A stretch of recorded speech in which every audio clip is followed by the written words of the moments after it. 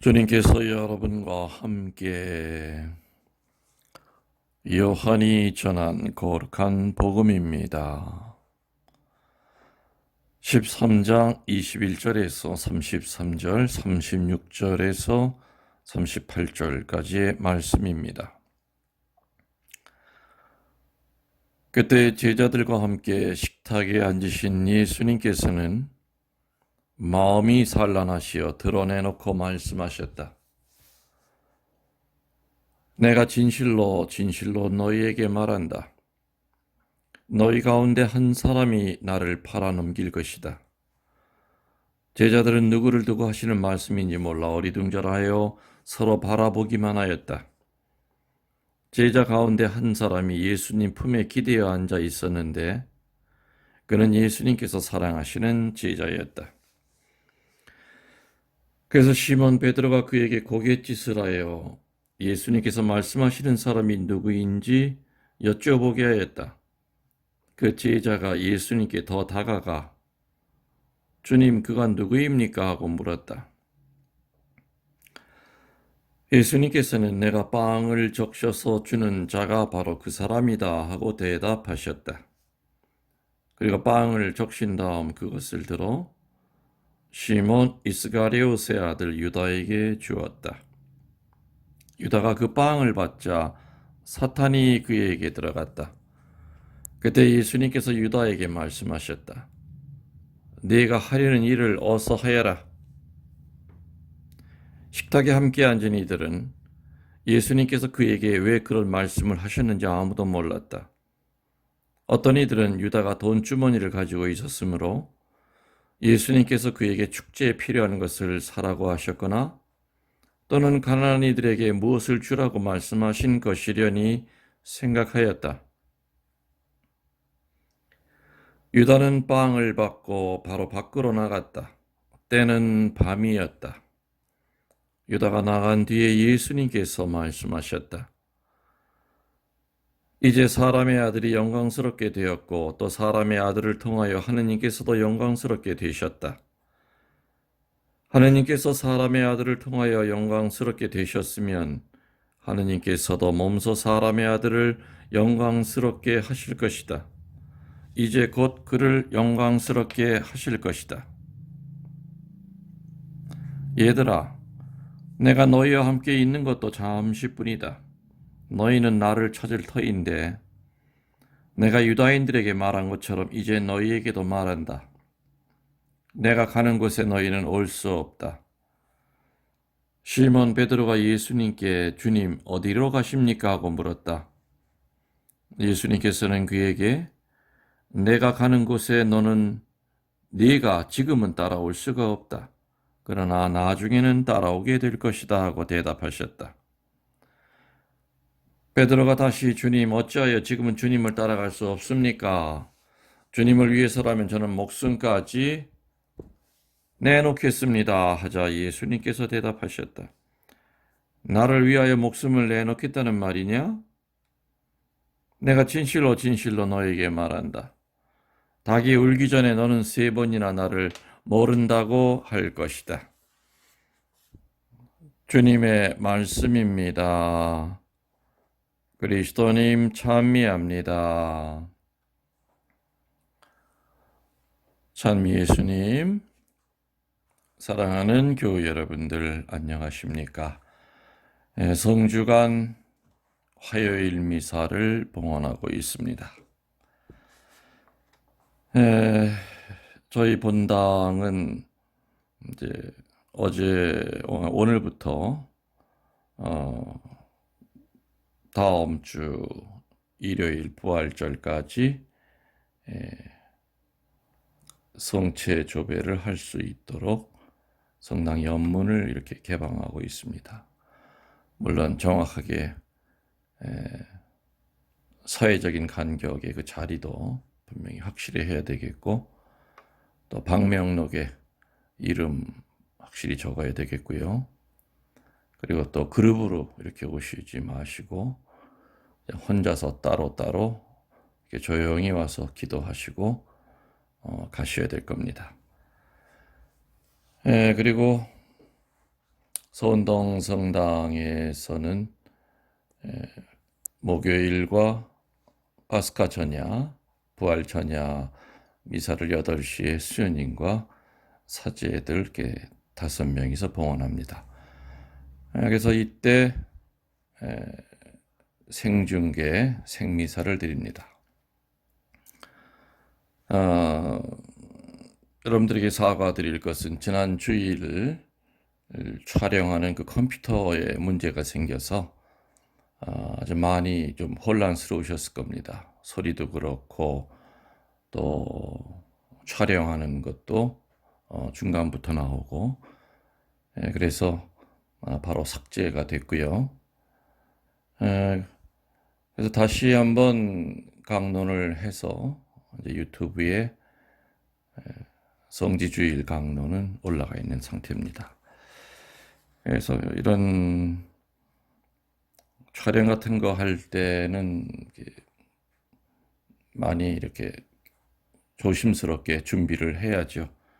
근데 이제 어쩌다가 보면 이렇게 실수할 때가 있습니다. 죄송하다는 말씀 이렇게 드리고 앞으로는 이제 그런 실수가 없이 어떤 좋은 음질로 생중계를 해드릴 겁니다. 뭐 아시다시피 저는 이 코로나 이 바이러스 생기기 훨씬 전부터 거의 한 10여 년째 유튜브로 주일 강론이 나갔었고요. 10년이 넘었죠. 그리고 생방송 나가는 것은 제가 서운동 와서 이렇게 생중계를 이렇게 하고 있습니다. 여러분들 악습이라는 말 아시죠? 악습. 말 그대로 나쁜 습관입니다.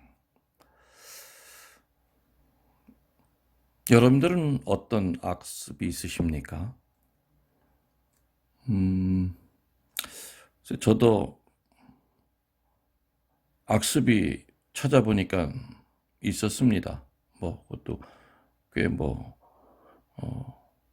어찌 보면 대수롭지 않은 거지만은 좀 객관적으로 그리고 또 아무튼 내 영혼에 분명히 어둠이 될 수 있는 거기 때문에 정직하게 바라보니 악습이 있었습니다. 여러분들도 아마 뒤돌아보면은 아마 어떤 나쁜 악습들이, 나쁜 습관들이 분명히 있는 분들이 있겠지요. 악습에는 예를 들어서 많죠. 거짓말하는 악습도 있고, 술주정하는 악습도 있고, 주사라 그러죠. 또 남의 물건을 보면 이게 훔치고 싶은 그 도벽이 있는 그런 악습도 있고, 굉장히 많이 있습니다. 여러 가지 우리 악습이라고 하는 거는. 근데 거짓말이 악습을 끊지 못하면은 나중에는 사기꾼 소리, 거짓말 잘하는 사람, 또 진리 앞에는 늘 거짓말은 드러나게 되어 있기 때문에 거짓말이라고 하는 이 악습을 끊지 못하면은 나중에는 사기꾼도 될 수가 있습니다.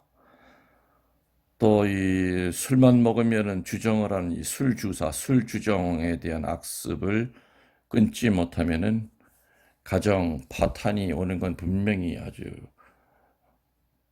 뻔한 사실입니다.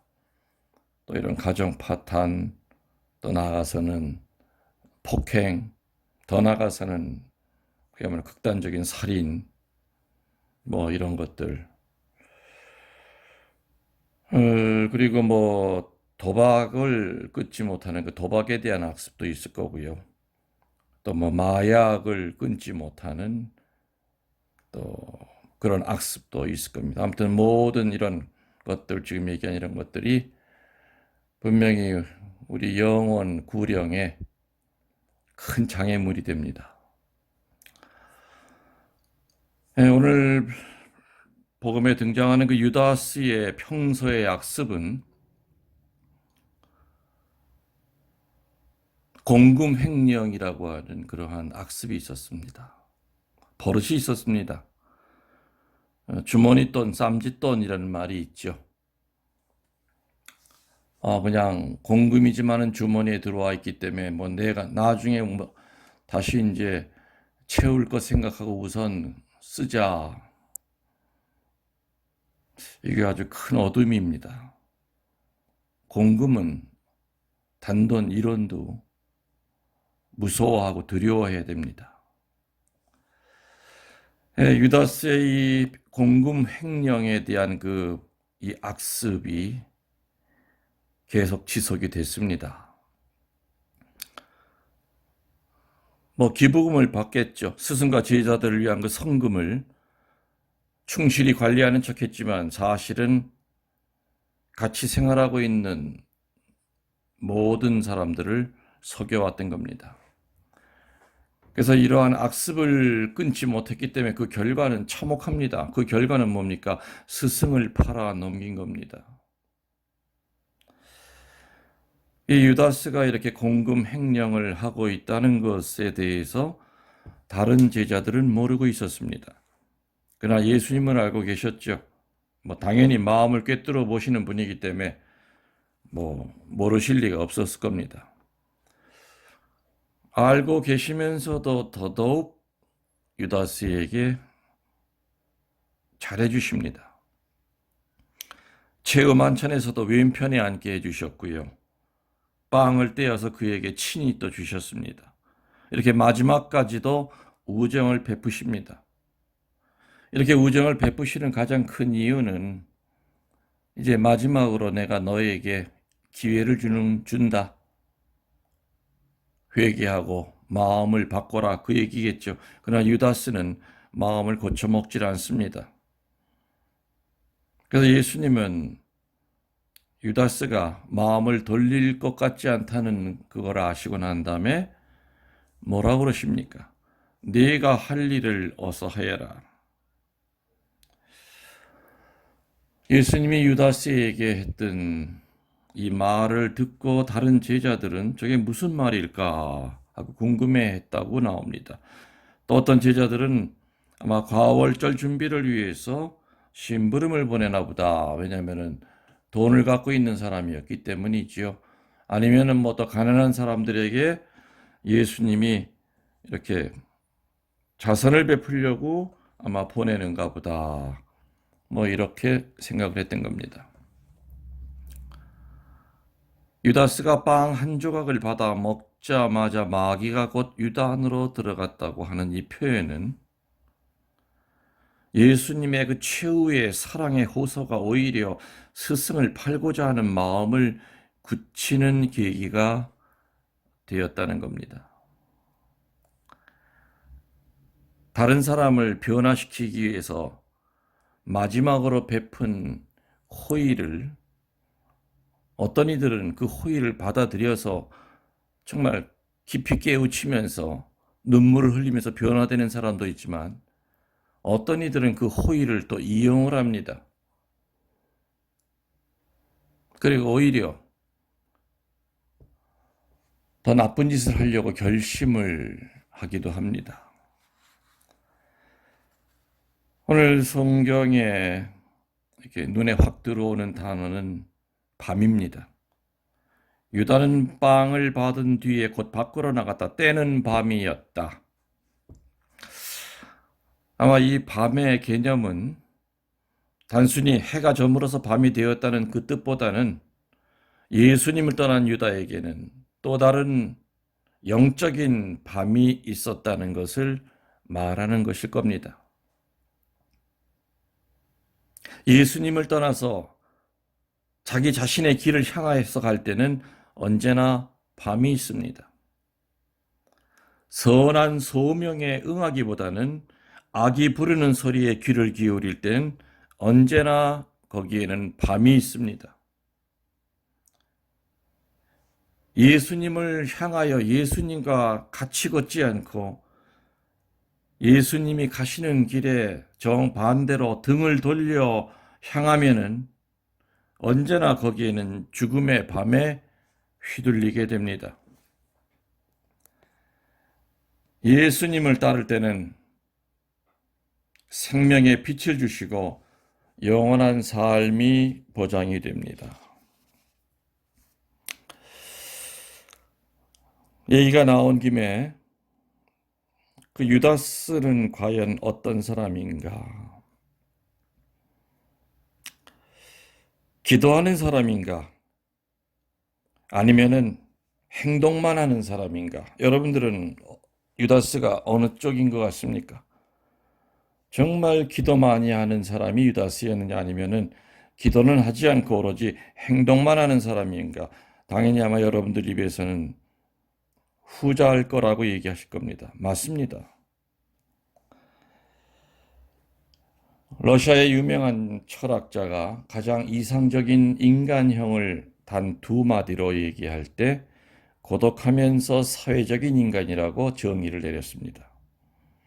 고독이라고 하는 것은 자기 자신과의 대화 그리고 하느님과의 대화를 나타냅니다. 그래서 인간은 반드시 고독해야 됩니다. 사제는 고독해야 됩니다. 사제가 고독을 고독한 적이 없다는 것은 고독해본 적이 없다고 하는 그 말은 굉장히 위험한 말이죠. 외롭다는 것과 고독하다는 것은 다릅니다. 외롭다고 하는 것은 사람을 찾는 거지만 고독하다고 하는 것은 하느님을 찾는 겁니다. 유다스는 고독한 사람이 아니었던 걸로 생각이 됩니다. 고독하면서 사회적인 인간이라고 그랬습니다. 또 고독만 하면 안 되겠죠. 그 고독을 통하여 영적인 에너지를 하느님께로부터 받고 그 받은 에너지를 사회에 환원시켜야 됩니다.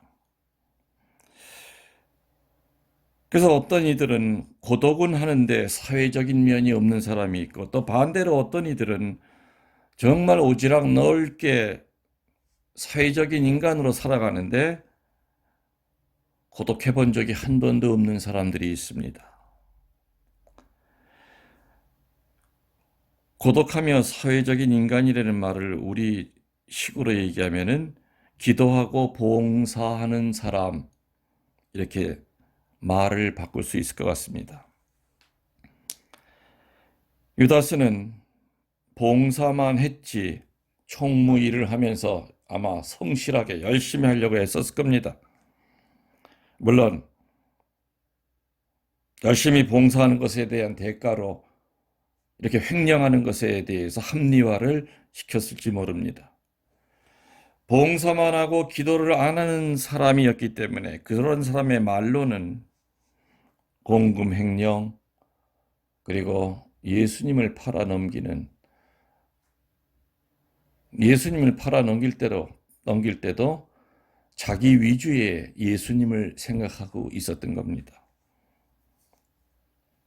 돈은 돈대로 들어올 거고 예수님도 분명히 당신 목숨 스스로 구해서 우리 앞에 나타날 거고 라는 이랬으면 하는 그러한 예수님의 그 모습을 각인하게 됩니다. 기도하고 난 다음에 봉사해야죠. 교우들이 저에게 질문을 던집니다. 신부님, 저는 두 가지를 다 못합니다.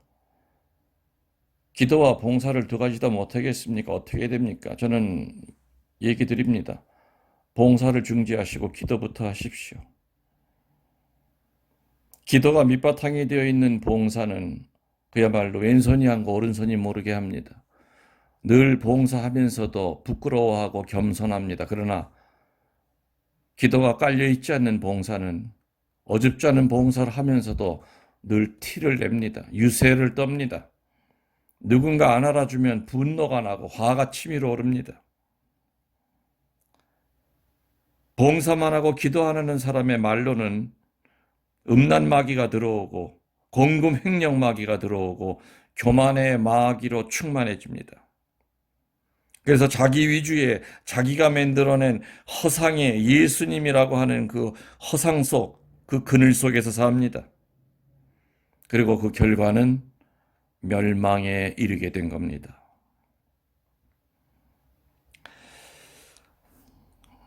교우들에게 질문을 받습니다. 신부님, 유다스는 그럼 지옥에 간 겁니까? 지옥에 갔다는 말 저는 한 번도 한 적이 없습니다. 왜냐? 유다스가 그 숨이 끊어지는 그 순간에 하느님 앞에 회개할 수도 있었을 겁니다. 그 짧은 시간이라 하더라도 목을 매서 그 흔들거리면서도 예수님께 깊은 사죄를 드렸을 수도 있습니다. 그래서 우리는 어느 누구의 영혼에 대해서도 함부로 단죄할 수가 없습니다.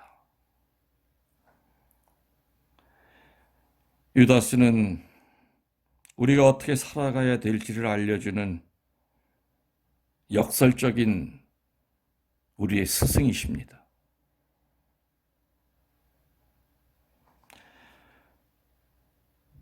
예수님을 떠나면 밤이 된다는 거 명심하면서 지금 우리들은 밤을 겪고 있습니다. 눈에 보이지도 않는 이 코로나 바이러스라고 하는 이 작디 작고 현미경으로나 보이는 이 작은 놈한테 전 인류가 맥없이 무너지고 죽음을 당하고 있습니다. 사제들도 죽고 교구장 주교님도 이태리에서 돌아가신 분이 계시다고 우리 주교님한테 들었습니다. 이 밤을 우리들의 기도로 낮으로 바꿉시다. 이 어둠을 향하여 쓰지 말고 그 반대편에서 강한 빛을 주시는 예수님께로 우리의 몸과 마음을 온전히 돌리도록 애쓰시기 바랍니다. 여러분들 사랑합니다. 힘내십시오. 주님께서 여러분과 함께 전능하신 천주 성부와 성자와 성령께서는 우리 모든 교우들에게 강복하시고 또 이 코로나 바이러스로 죽은 영혼들 주님의 자비로 천국문을 열어주시기를 간절히 청하며 우리 주 그리스도를 통하여 비나이다. 아멘.